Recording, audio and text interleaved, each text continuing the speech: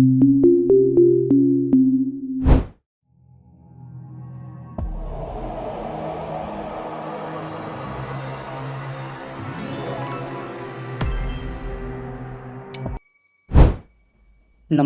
मित्रांनो, आमच्या Marathi horror stories YouTube चॅनलमध्ये आपणा सर्वांचे स्वागत आहे. आज आम्ही तुमच्यासाठी घेऊन आलो आहोत पंढरपूरमधील एक चित्तथरारक सत्यभय कथा. कथेचे नाव आहे हॉन्टेड पंढरपूर. ज्या कथेचे लेखक आहेत मंगेश कुरकुटे. मंगेश सरांनी ही आपबीती 2007 साली सांगितली होती. तसं पाहायला गेलं तर मंगेश सर एक विज्ञानवादी आणि नास्तिक व्यक्तिमत्व. परंतु या घटनेनंतर त्यांच्या जीवनात आमूलाग्र बदल झाला. कारण बऱ्याच विज्ञानवादी माणसांचा कल बहुधा नास्तिकतेकडे असतो. त्यांचा दैवी किंवा गुप्त रहस्यमय गोष्टी अथवा भूतपिशाच या विषयावर विश्वास नसतो. यांचेही तसेच होते. परंतु त्यांच्या जीवनात एक अशी घटना घडली की ज्यामुळे त्यांना पॅरानॉर्मल ॲक्टिव्हिटीज असतात हे मान्य करावे लागले. त्यांना आलेला हा भयानक अनुभव मी तुमच्यासमोर शॉर्टकटमध्ये सादर करीत आहे. व्हिडिओला सुरुवात करण्यापूर्वी मी तुम्हाला एक गोष्ट सांगू इच्छितो की जर तुम्ही आमच्या चॅनलवर नवीन असाल तर आमच्या चॅनलला सबस्क्राईब करा, लाईक करा. व्हिडिओबद्दलच्या मनोगत कमेंट्सद्वारे नक्कीच कळवा. कारण तुमचा मिळणारा रिस्पॉन्स आम्हाला नवनवीन सत्य भयकथा शोधण्यासाठी प्रेरित करत असतो. तुमचा मिळणारा एक लाईक किंवा प्रेरणादायी कमेंट्स हीच आमची खरी मिळकत असते. माझे असे म्हणणे आहे की ही सत्य भयकथा तुम्ही शेवटपर्यंत ऐका आणि बघा. कारण या सत्यकथेत खूपच दुर्मिळ गूढ जगाचे रहस्य लपलेले आहे, जे तुमचे सूक्ष्म जगाबद्दलचे नॉलेज वाढवण्यासाठी मदत करेल. चला तर मग आपण पाहूयात मंगेश सरांना असा कोणता भयानक अनुभव आला की ज्यामुळे त्यांच्या जीवनाचा दृष्टिकोन पूर्णपणे बदलून गेला. मंगेश सर नाशिकच्या एका खेडेगावात सरकारी मराठी शाळेत शिक्षक होते. मंगेश सर नास्तिक जरी असले तरी त्यांची service to man is service to God अशी मनोधारणा होती. त्यामुळे लोकांना मदत करणे हा त्यांचा स्वभाव होता. परंतु ते कधी मंदिरात गेले नाहीत ना कधी देवाला नमस्कार केला. उन्हाळ्याच्या सुट्टीत ते आपल्या ठाणे जिल्ह्यातील बदलापूर शहरातील मूळ घरी आले होते. कुळगावमधील ते राहत असलेल्या चाळीतील शेवटच्या रूममधून खूपच गोंगाट ऐकू येत होता. म्हणून काय घडले ते पाहण्यासाठी मंगेश सर तिकडे गेले. आजूबाजूच्या चाळीतील बरीच माणसं आणि तरुण पोरं किसनला पकडून त्याच्या घरात ढकलण्याचा प्रयत्न करत होते. परंतु किसन एकटाच 20-20 जणांना उडवून लावत होता. हे सर्व दृश्य बघून मंगेश सरांना आश्चर्य वाटलं. एक किरकोळ मनुष्य 20 जणांना आटपत नाही, काय भानगड आहे, ते स्वतःच्याच मनाशी बोलत होते. बाजूला उभा असलेल्या संत्याला मंगेश सरांनी विचारलं, काय चाललंय आणि ह्या किसनमध्ये एवढी ताकद आली कुठून? 20-20 जणांना एकटाच उडून लावतोय. संत्या म्हणाला, या किसन्याला काहीतरी लागीड झालंय. जेव्हापासून पंढरपूरहून आलायस तेव्हापासून दर अमावस्या नाहीतर पौर्णिमेला अशीच नाटकं करतोय. आता त्याची बायको नाही घरी, गेली आहे कामावर. तिच्याशिवाय हा कुणाचाच ऐकत नाही.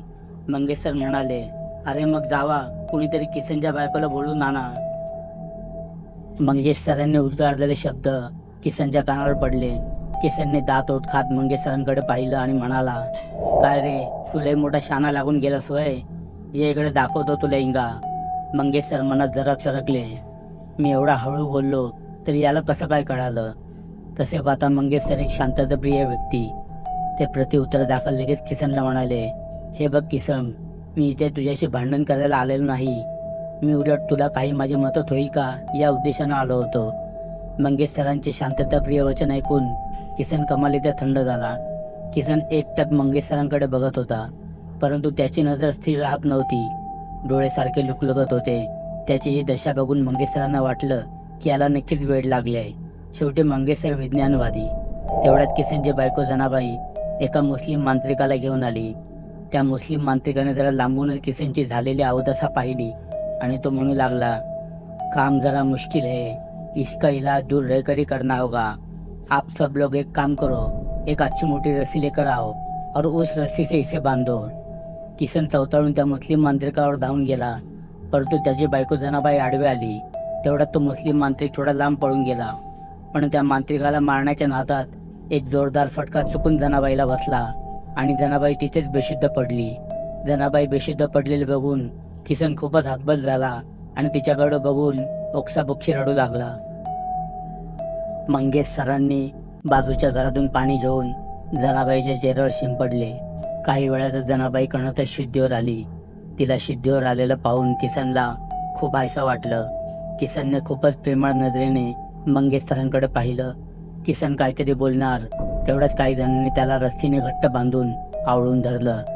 नंतर त्या लोकांनी किसनला एका खुर्चीवर बसवून आणखी एका दुसऱ्या रस्सीने खुर्चीसोबत बांधलं. नंतर त्या मुस्लिम मांत्रिकाने किसनला एका दांडक्याने चोपायला सुरुवात केली. मंगेश सरांना हे दृश्य बघवले नाही, म्हणून त्यांनी धावत जाऊन त्या मुस्लिम मांत्रिकाला अडवलं. त्यांना अडवण्याच्या नादात एक जोरदार दांडक्याचा फटका त्यांच्या हातावर बसला. तरीही तो मार सहन करून त्यांनी मांत्रिकाला अडवलं. तो मुस्लिम मांत्रिक मंगेश सरांना म्हणू लागला, तू मुझे क्यों रोक रहा है? तुझे मालूम है इसे भूत लगा है? तेवढ्यात किसन म्हणाला, मी भूत किंवा पिशाचे नाहीये. हातपाय खोला माझे, मग दाखवते याला मी कोण आहे ते. अरे हा खराखुरा मांत्रिक नाहीये, हा एक भोंदू बाबा आहे. चोर कुठला, काहीही खोटं नाटं सांगून बायकांच्या इज्जतीशी खेळणारा माणूस आहे हा. अजून तुझ्या गुप्त गोष्टी सांगू का लोकांसमोर? या सर्व गोष्टी ऐकून तो मुस्लिम मांत्रिक मनातल्या मनात सरकला. त्याने दक्षिणाही न घेता तेथून काढता पाय घेतला. किसन मंगेश सरांना म्हणाला, ती एवढी रस्सी खोल बरं, मी वचन देतो मी तुला काही करणार नाही. अजूनही मंगेश सर किसनला वेड लागलंय असंच समजत होते. एक वेडसर माणूस वचन देतोय हे बघून मंगेश सरांना खुदकन हसू आलं. त्यांना या प्रकारे हसताना पाहून किसनला भलताच राग आला. किसन म्हणाला, ए मंगेश, मला माहिती आहे तुझा देवाधर्मावर विश्वास नाही. तू एक विज्ञानवादी मनुष्य आहेस, पण तू मनाने चांगला आहेस म्हणून तुझ्याकडे मदत मागितली. मंगेश सर म्हणाले, हे तर सर्वांनाच माहिती आहे की मी एक विज्ञानवादी मनुष्य आहे. तू ही गोष्ट सांगितली तर त्यात नवल काय? तुला काय वाटलं? जसं तू त्या मुस्लिम मांत्रिकाला काहीही बोलून टरकावलं तसं मलाही टरकावशील तर तो तुझा गैरसमज आहे. मला माहिती आहे तुमच्यासारखे सायको लोक दीड शहाणेपणा करतात. मी अशी बरीच पुस्तके वाचली आहेत. मंगेश सरांचे हे वाक्य ऐकून किसनचे डोळे लालभडक झाले. किसन म्हणाला, मी कुणी सायको नाहीये. अरे आम्हाला तुमच्या आणि आमच्या या दोन्ही जगांचं ज्ञान असतं, परंतु मनुष्याला फक्त दिसणाऱ्या भौतिक जगाचं ज्ञान असतं. आणि एक लक्षात ठेव, कोणतीही अलौकिक शक्ती कधीही आपलं वचन मोडत नाही. म्हणून मी सांगतो, खोल ही रस्सी. तिकडून जनाबाईनेही मंगेश सरांना रस्सी खोलण्याचा इशारा केला. नाईलाजाने का होईना मंगेश सरांनी किसनला बांधलेली रस्सी खोलली आणि जरा भीतच मागे सरकले. रस्सी खुलल्यावर किसन मंगेश सरांना म्हणाला, तुला माझ्यापासून घाबरण्याचे काही कारण नाही. मी तुला वचन दिले आहे, त्यामुळे तू निर्धास्त राहा. किसनचे असे वागणे बघून मंगेश सर अचंबित झाले आणि म्हणाले, तू एवढा समजदार आहेस, मग आधीमध्ये असा विचित्र का वागतोस? त्यावर किसन म्हणाला, विचित्र मी नाही, हा किसन आहे. किसनने स्वतःच्या छातीवर हात आपटून सांगितलं. मंगेश सर गोंधळून म्हणाले, अरे तू काय बोलतो आहेस? ते सर्व माझ्या डोक्यावरून चाललंय. किसन म्हणाला, ठीक आहे, तुला समजेल अशा भाषेत सांगतो. तू मला काय म्हणाला होतास? त्या मुस्लिम मांत्रिकाला काहीही बोलून मी टरकावून पळवून लावलं. अरे विज्ञानवादी माणसा, कोणतीही अलौकिक शक्ती कधीच खोटं बोलत नाही. मंगेश सर म्हणाले, म्हणजे तुझ्या बोलण्याचा अर्थ असा आहे की तू एक अलौकिक शक्ती आहेस आणि तू किसनच्या शरीरात प्रवेश केला आहे. सायंटिफिक भाषेत याला मल्टिपल पर्सनॅलिटी डिसऑर्डर म्हणतात. म्हणजे एकच व्यक्ती अनेक तऱ्हेने वागू लागतो. मंगेश सरांचे बोलणे ऐकून किसन स्तब्ध होऊन एकटक त्यांच्याकडे बघतच राहिला. किसन म्हणाला, मी तुला घडलेली घटना मुळापासून सांगतो आणि नंतर एक चमत्कार दाखवतो, म्हणजे तुझा संभ्रम दूर होईल. जर तुला आधीच चमत्कार दाखवला तर तू इथे थांबणारही नाहीस. किसनच्या शरीरात जी अलौकिक शक्ती होती त्या शक्तीने घडलेला प्रसंग सांगण्यास सुरुवात केली. हा किसन मागील वर्षी पंढरपूरच्या वाडीला आला होता. देवाचं दर्शन घेतल्यानंतर संध्याकाळच्या वेळेला हा आपल्या काही मित्रांसोबत पद्मावती तलावाजवळ आला. तेथे एका वडाच्या झाडावर मी आणि माझा परिवार राहतो. माझा लहान मुलगा वडाच्या झाडाखाली खेळत होता. हा किसन त्या वडाच्या झाडाखाली आला आणि याने कोणताही संकेत न देता उभ्या उभ्या माझ्या लहान मुलाच्या अंगावर लघुशंका केली. कोणत्याही निर्जन स्थानी एखादी अलौकिक शक्ती असू शकते. अलौकिक म्हणजे न दिसणारी. त्यामुळे अशा ठिकाणी कधी शौच किंवा लघुशंका करायची झाल्यास 3 वेळा टाळ्या वाजवून अलौकिक शक्तीनं संकेत दिला जातो आणि हळू स्वरात का होईना पण असं म्हणावं लागतं की येथे मला शौच किंवा लघुशंका करायची आहे. कुणी अलौकिक शक्ती येते असेल तर संकेत द्या. त्यानुसार आम्ही आमच्या परीने संकेत देत असतो. परंतु याने कोणताही संकेत न देता उभ्या उभ्या माझ्या लहान मुलाच्या अंगावर लघुशंका केली. त्यामुळे माझा लहान मुलगा अपवित्र झाला. म्हणून मी चिडून याला झपाटलं. दर अमावस्या पौर्णिमेला मी याला त्रास द्यायला येतो. हे सर्व ऐकून मंगेश सर कंटाळलेल्या अवस्थेत डोकं खाजू लागले. तेवढ्यात जनाबाई म्हणाली, बरोबर बोलतायत ते. पंढरपूरहून आल्यापासूनच यांची ही अवदशा झाली. आता तर मंगेश सर खूपच बोर झाले.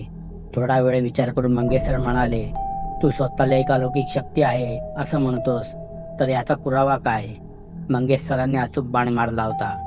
किसनच्या आतील अलौकिक शक्तीने उत्तर दिले, ठीक आहे, तशी अमावस्या संपत आली आहे. माझी जाण्याची वेळ झाली आहे आणि मी तुला चमत्कार दाखवतो असंही म्हणालो होतं. तर बघ चमत्कार. त्याचे वाक्य पूर्ण होतात किसनच्या शरीरातून एक दुसरी आकृती बाहेर पडली आणि त्या आकृतीने आपले मूळ रूप धारण केले.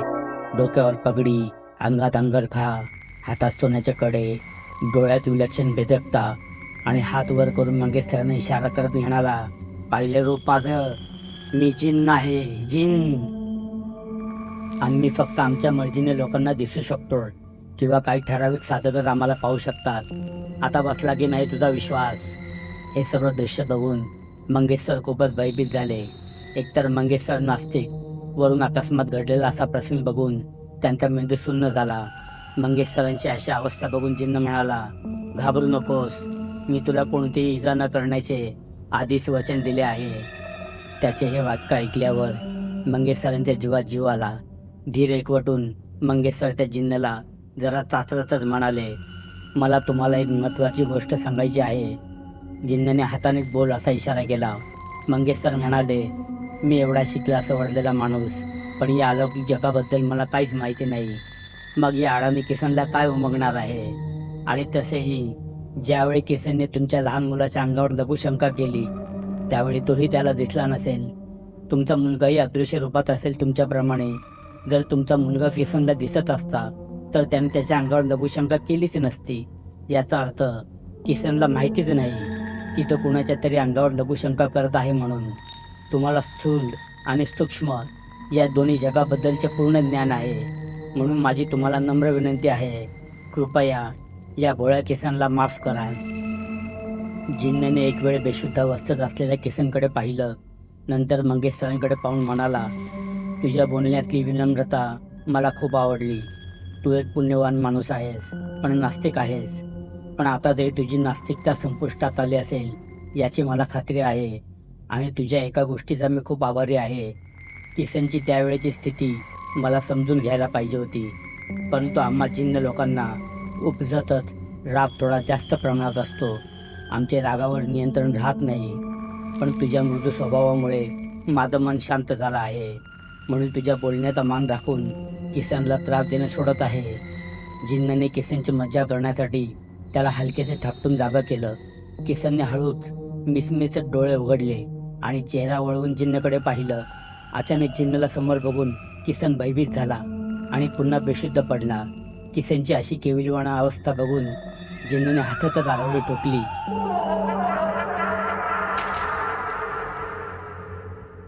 एक वार घराच्या दाराकडे पाहिलं आणि वायुवेगाने उडत तो तेथून निघून गेला.